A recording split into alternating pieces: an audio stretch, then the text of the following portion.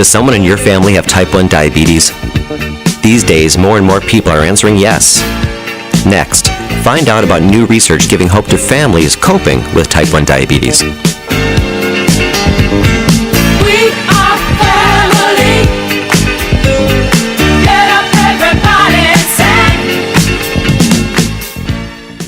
Good day, Southeast Wisconsin. I'm David Todd, your host for CTSI Discovery Radio here on WMSC.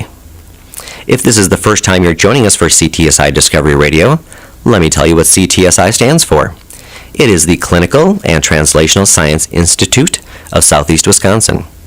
And you're listening to the only radio program that brings together scientists from across the country and around Southeast Wisconsin to talk about improving community health and how we can do that better together. The 8 institutions that make up the CTSI are the Milwaukee School of Engineering, Marquette University, the University of Wisconsin-Milwaukee, the Medical College of Wisconsin, Children's Hospital, Froedtert Hospital, the VA Medical Center, and Blood Center of Wisconsin. CTSI Discovery Radio is really the creation of Dr. Reza Shakir of the Medical College of Wisconsin. And like any true collaborator, Dr. Shakir took his idea to our next guest to help him turn his vision into reality. That's Dr. Herman Viets, president of the Milwaukee School of Engineering and a CTSI member organization. We went across campus to sit down with the president to talk about CTSI and collaboration. Dr. Viets, as president of MSOE, what has having a CTSI meant for your faculty and students? Or how has it helped enhance their educational experience at the university? Well, it's clear that the objective of CTSI is, as it says, clinical translation. And to the uninformed, like myself, when we started, that certainly implies that we're going to take some research and maybe some advanced development and take it to the bedside. So that's the long-term objective. It's clear to us that the medical college is doing a great job with Dr. Shakir leading that effort. However, they could use some help on a pragmatic basis from people who are engineers and scientists and nurses and business people to translate what is done in the research labs to a more useful application right there at the bedside, not just in the research lab. Because I know that MSOE's got a robust nursing program.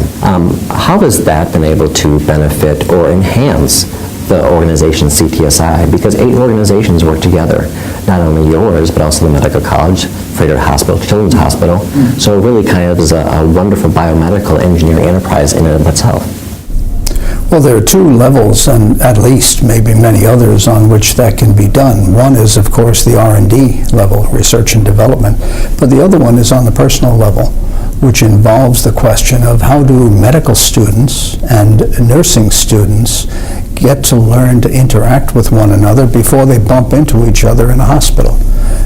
We have a program with the medical college now that attempts to do just that.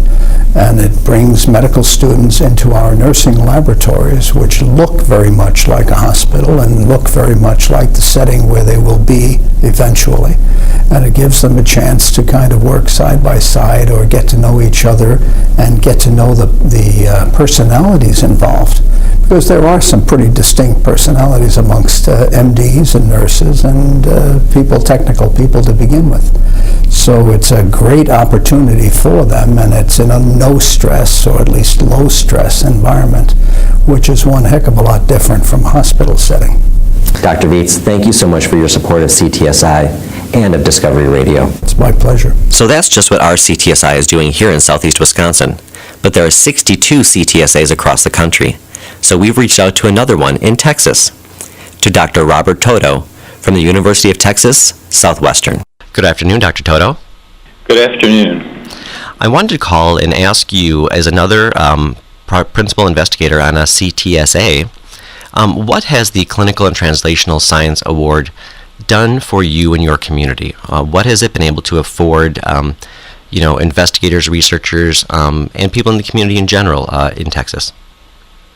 Yes, that's a great question. So the CTSA, or Clinical and Translational Science Award in Southwestern, has really had a major impact on our clinical and translational research environment.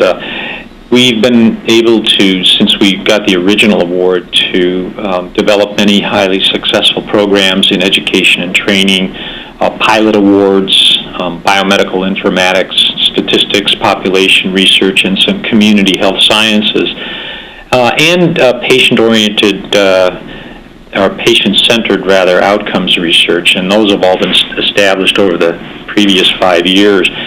And in the new application, which we submitted a year or so ago and received funding for, our vision is to really accelerate the translation of new discoveries into clinical practice, essentially by leveraging our scientific strengths here at Southwestern. And there are many across the spectrum of translational research. And there are 4 areas that our CTSA is focused on. One is in target identification and validation, and this is a program in translation that's designed to organize, enhance, and increase the core facilities that we have, including state-of-the-art technologies, making them available to our research community, assisting people in statistical analysis of large data sets, which is becoming increasingly important, not only from the standpoint of, say, genetics and proteomics, but large data sets of patient populations with a variety of diseases, including diabetes, for example. Right. We're also focusing on another program in translation that we call Discovery in Humans, and here we're incorporating highly phenotyped human cohorts into what we call the home of our center, our Clinical Translational Science Award, the Center for Translational Medicine at UT Southwestern. And this includes the Dallas Heart Study population, which is a random sample of the Dallas-Fort Worth population that was established in 2000, and then we've had a wave 1 and a wave 2 of that, and those people underwent extensive phenotyping. Blood was collected for genetics, and as a consequence of that work, we've actually been able to make some discoveries in terms of new phenotypes. We've used that population-based science in collaboration with the laboratory to make major discoveries in cardiovascular and fatty liver disease, specifically the target identification of PCSK9, a protein that regulates LDL cholesterol metabolism. That was discovered in the function of that molecule was discovered here in the laboratory in the Dallas of Helen Hobbs and her colleagues. And the Dallas Heart Study population, along with some other large patient populations, were used to validate the fact that mutations in that protein result in either high levels of cholesterol or low levels of cholesterol and associate with cardiovascular mortality and morbidity risk. I mean, those are just a few examples of the kind of impact the CTSA has had on promoting the activities that will have a positive impact on the people who live in our community. Dr. Toto, thank you so much for your time today. I appreciate it. My pleasure. To get a broader perspective of how type 1 diabetes is affecting families across the nation, we spoke with the director of the National Institute of Diabetes and Digestive and Kidney Diseases, the Division of Diabetes Endocrinology and Metabolic Diseases, Dr. Judith Fradkin. Good afternoon. There's been an alarming rate with the increase of type 1 diabetes in children. Can you give us a little bit more insight on why that might be happening? So we know that diabetes occurs due to a mixture of genetic risk factors and environmental triggers. And of course, we know that people's genes haven't changed, so we believe that something has changed in the environment. And we're doing a very major multinational study to try to figure out what that might be. So, for example, if we found out that there were an infectious agent such as a virus, we might be able to develop a vaccine. If we found out that there were some dietary changes that were contributing, we might be able to help people change their diet.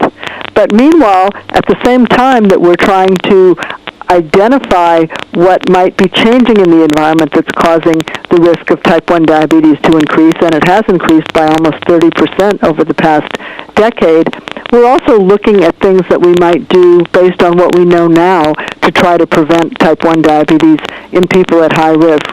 So for that study, we actually have an international consortium, the Type 1 Diabetes TrialNet, that's looking for people who are on the road to developing type 1 diabetes but haven't yet developed it. So we're looking for people who are relatives of people with type 1 diabetes. And we're offering free screening to see whether people have autoimmunity, which is the first step toward the development of type 1 diabetes. And this can be done in about 200 medical centers across the country, but for people who don't live near one of those medical centers, they can also go online and download an application and actually have a kit sent to them that they can take to a local lab to find out whether their child has autoimmunity. So this is something that's available to people who have type 1 diabetes in their family. And we know that people who find out that they do have autoimmunity are more likely to catch their type 1 diabetes early before they can develop life-threatening hyperglycemia. Gotcha. And it really seems like there's a vast amount of research going on in this field. There is, and we've seen some really exciting progress recently for people with type 1 diabetes, where we're trying to develop what we call an artificial pancreas, and that is a device that continuously measures their blood sugar, is linked to a computer in a cell phone that then calculates the dose of insulin that they need and can deliver that via a pump. So we're hoping that this kind of device can really make it easier for people who have this disease to manage their diabetes and to get better control, because we know that good control of blood sugar can prevent the development of complications of diabetes. Wow, that's quite a high-tech intervention, isn't it? It's really very exciting. We call it the bionic pancreas. That's great. Dr. Fradkin, thank you so much for your insight on what's happening not only across our country but across the world, and it's a great lead into what's happening right here in Wisconsin. Thank you very much. It was my pleasure to talk with you. To see how our elected officials are dealing with type 1 diabetes right here in Milwaukee, we sat down with Alderman Michael Murphy, President of Milwaukee's Common Council, to talk about community health. Alderman Murphy, thank you for taking some time to sit down with us today and talk about community and public health. One of the big important things that we're talking about today is diabetes and type 1 diabetes, and the prevalence of it and the increase of it in the populations. Can you tell me if there's anything specifically that the city is doing to address community health or public health, whether it be specifically to diabetes or in general? Well, we do work with many of the clinics around our community and the hospitals. So our Commissioner of Health, Bevan Baker, has in the past held events where we encourage citizens to get tested to see if they do have diabetes. We have a pretty extensive wellness program for our own employees, but clearly Milwaukee is really the epicenter of diabetes problems throughout the United States, but we are one of the worst locations, unfortunately, for people becoming diabetic. And clearly we do try to encourage our citizens to eat healthier, and for example, the mayor has a walk 100 miles this summer in trying to encourage residents to go out and exercise and eat properly. But for many cases, sometimes it's very difficult for people in parts of our city where we have a really chronic problem of diabetes, is where there's a lot of food deserts. What I mean by that, there isn't opportunities for them to get fresh fruits and vegetables at a reasonable cost as it is to get a bag of Doritos. How important is collaboration to the city and to its residents?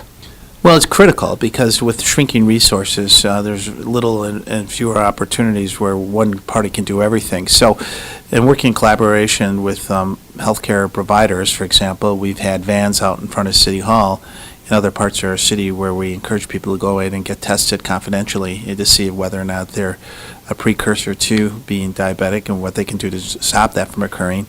Or if they are, they can seek and get proper medical care through their primary physician.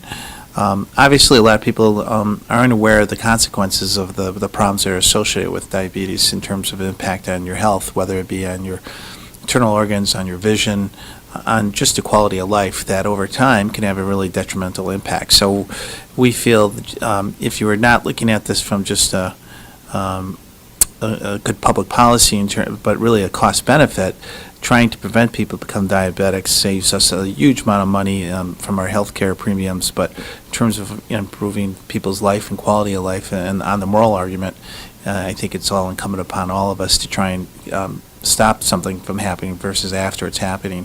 My experience in healthcare and other problems in the city is prevention is always a much cheaper and a much more cost-effective way of resolving issues. Alderman Murphy, thank you for your time today. Sure. My pleasure. Thanks for having me. At the top of the show, I mentioned to you we'd be talking about type 1 diabetes as a family management issue.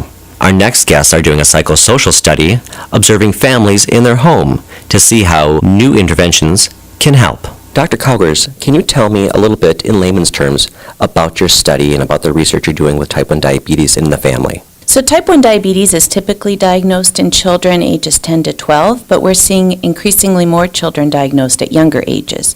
So we're interested in kids around the preschool age or early elementary school age, so ages 4 to 6. And we're interested in how they and their families are managing type 1 diabetes. So it's quite a complicated illness to manage. There's a lot of tasks that families need to do every day. They need to check kids' blood sugar and watch what they're eating and exercising and adjust insulin. So it takes a lot of planning and organization and family communication to make all that work effectively. So we're interested in how families are doing that, and we're going to go to families' homes, spend about 2 hours with them, work individually with the child, work individually with the parents, and then watch the family interact and learn how each of those different players, actors, contribute to managing type 1 diabetes. So this study is really kind of a psychosocial study, non-invasive, where it's just the participants are just reporting what they're doing, and they're being observed, correct? Yes, correct. The kids are going to be doing different activities. Some of them are things like they do in school. Some are a little bit different. They'll be playing with some puppets. They'll be answering questions. The parents will be doing some different kinds of activities, but also answering some questionnaires. And then we'll watch the family interact together as well. Dr. Heffelfinger, let me ask you, how did this collaboration come to fruition? How did the two of you find each other? Obviously, you work with the same kind of constituencies, younger children. Tell me a little bit more about that. Dr. Cowgers and I share an interest in trying to understand how do children and adults develop the ability to manage their own diseases and manage whatever their processes are that not just disease related but just general level of functioning. So we've been working together for years now trying to develop some research collaborations that combine our interests. While she is very interested in young child, family, and diabetes, I've been very interested in the brain development of the systems that allow you to be able to develop and self-manage, and that's called executive functioning. So we have collaborated to be able to assess that in a standardized way with the children and the parents in this study. Dr. Cowgers, tell me what the next step after the pilot research is. Where do you hope that this research takes the study? What do you hope ultimately you'll find out or be able to affect in an intervention? There's lots of possibilities. The research in this area is really growing and developing, so anything we find out will be adding to this growing body of literature. We certainly would like to find out what is working well for families and what isn't, so that gives us some opportunities to intervene and help them. So this study will provide us with some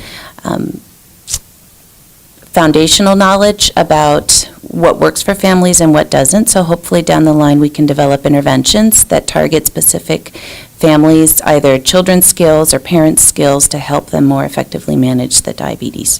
Dr. Heffelfinger, you mentioned earlier about executive function and seeing, when children are ready to manage their own disease. Is there a certain age that we know that children are more competent to do it? And can you tell me a little bit more about the scale between, the kindergarten-age kids and the 10-year-olds? Where in that spectrum do kids start to understand what they're going through and how to manage it? It's a great question, and to begin with, I think the important piece is also to consider the parents' level of ability to care and manage a disease process. So the first thing in a family is the parent learning how to manage. And then, because if that's not being done well and the parent doesn't have very good executive functioning skills, that makes it much more difficult for the whole household to be managing that process.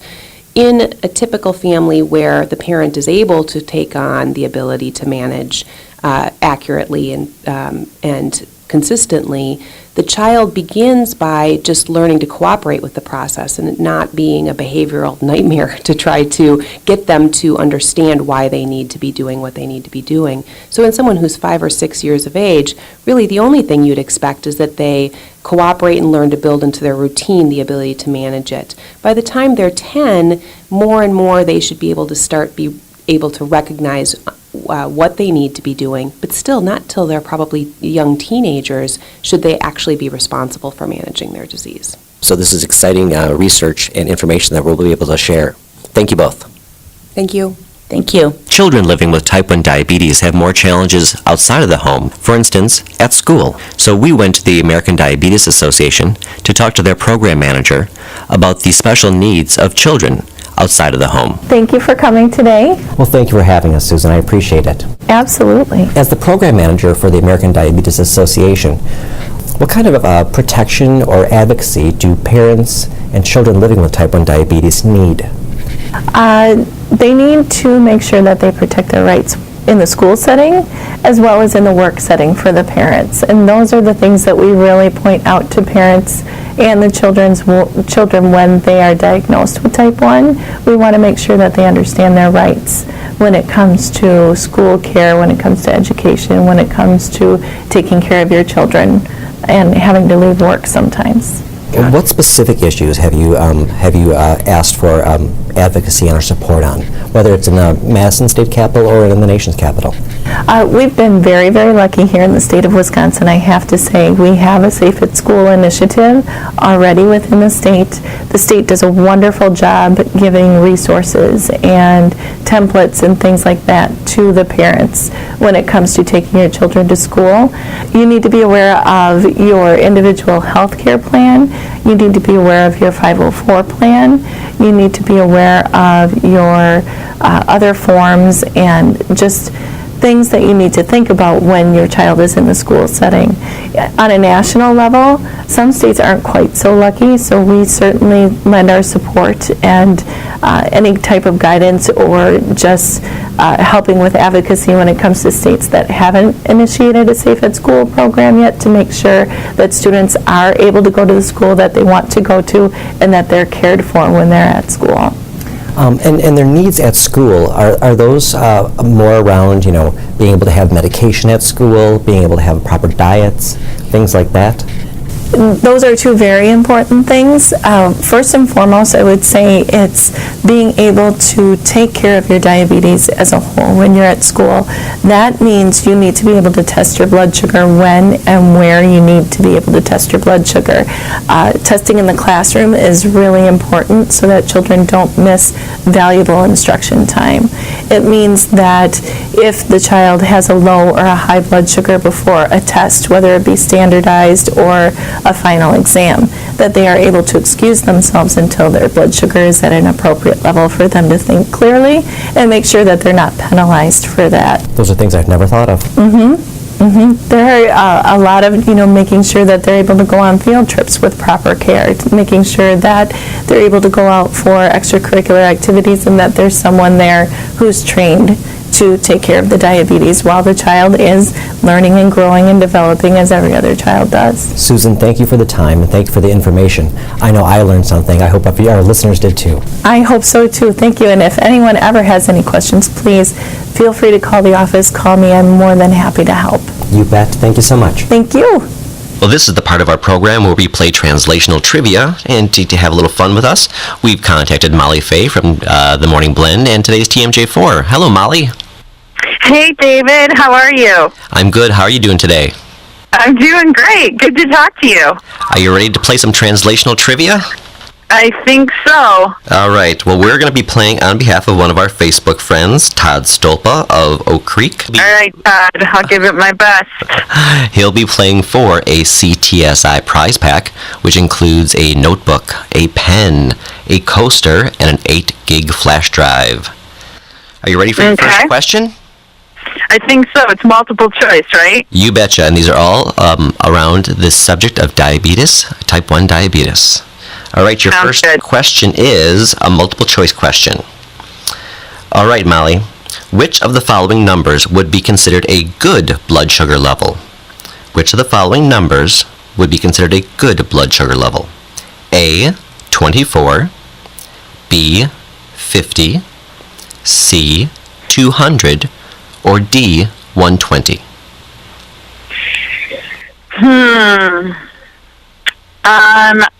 Wow, I know I want it to be low, but you probably don't want it to be too low. I'm going to say 50. Sorry. 120 is where you want Oh, really? 120. 120 Okay. is where you want your blood sugar to be. Okay. Right. Well, you still got 2 more questions here to win for our Facebook friend, Todd Stolpa. All right, let's go on to our next one. It is called Science or Fiction. You ready for that? You ready for that one? Yes, I think so. Okay. Diabetes is often called juvenile diabetes. A person may be diagnosed with juvenile diabetes at any age. Science or fiction? Diabetes? Science. Excellent. That's correct. Yay. All right. All right. Now here's the big tiebreaker. You ready for this one? This is a fill in the Okay, and this is fill in the blank. Okay. Yep. And I think you should be able to get this one. Okay. All right. Question 3. Diabetes is a disease in which the body cannot produce or absorb blank. Insulin. Yay! Woohoo! There you go, Molly. 2 out of 3. 2 out of 3. And I heard my friend Katrina Cravey get 3 out of 3 right, though. she was the only one so far, but I think she's. Wow. I know. But she did ask a friend the last fill in the blank question. She did. All right. Well, Miss Faye, I appreciate you dialing in and joining us for Translational Trivia here on CTSI Discovery Radio. And you have a great day, and we'll see you on the Morning Blend. Sounds great, David. Thanks so much. All right. Take care.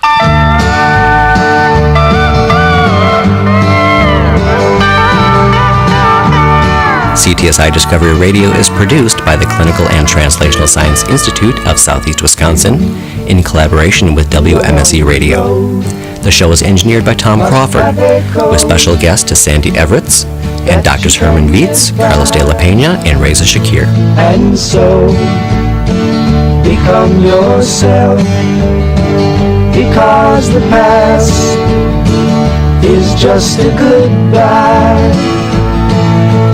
Teach your children well, their father's help did slowly go by, and feed them on your dreams, the one they picked, the one you know by. Don't you ever ask them why, if they told you you would cry, so just look at them and sigh, and know they love you.